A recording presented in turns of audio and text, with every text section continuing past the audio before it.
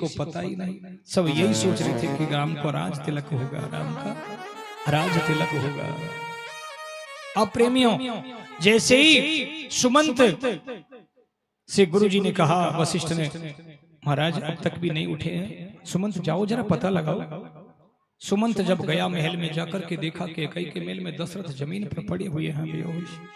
कैकई से कहा, महारानी, महाराज की स्थिति।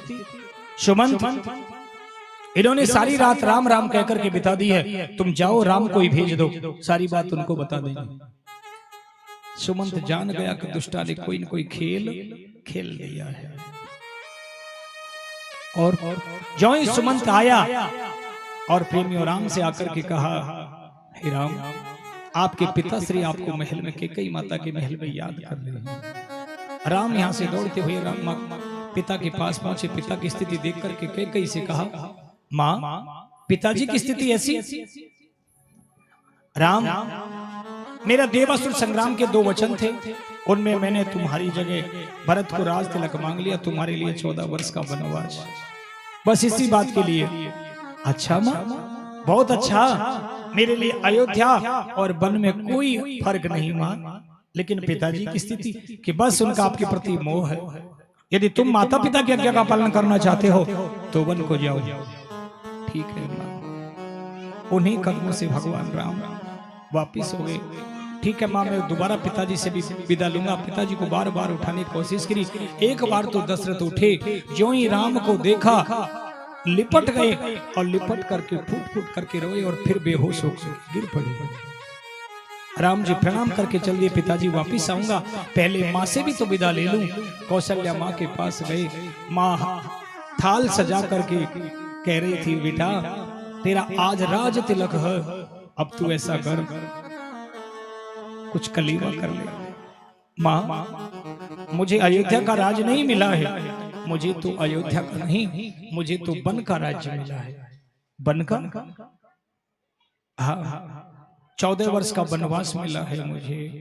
इतना सुनते ही तो माँ के हाथ से, कौशल्या से हाथ से थाल छूट गया।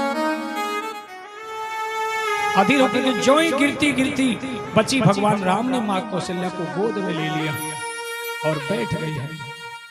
और प्रेमियों, माँ की अश्रुधार बह गई है। कहने लगी, राम,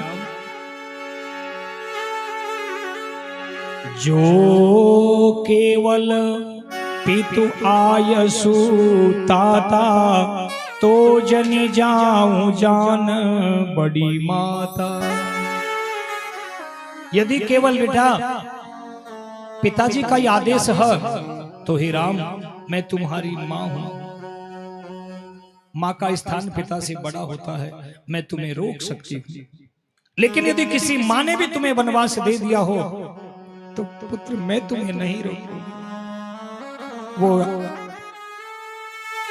बड़ी भागी वन अवध अभागी, जो रघुवंश तिलक तुम त्यागी। हे राम, ये अवध तो अभागी हैं जिसको तू आज त्याग करके जा रहा है, और वो वन भाग्यशाली है जहां राम तू रहे। बेटा, देव पितर सब तुम ही गोसाई, राखौ नयन पलक की नाई। देवता और पितर तुम्हारी रक्षा करे, जाओ। राम, पता नहीं मेरे भाग्य में क्या लिखा हुआ है। राम, किसी माँ को बेटे का सुख, बहू का सुख, ये भी भाग्य से मिलता है। पुत्र सुख, ये सब भाग्य से मिलता है। राम, किस्मत वालों को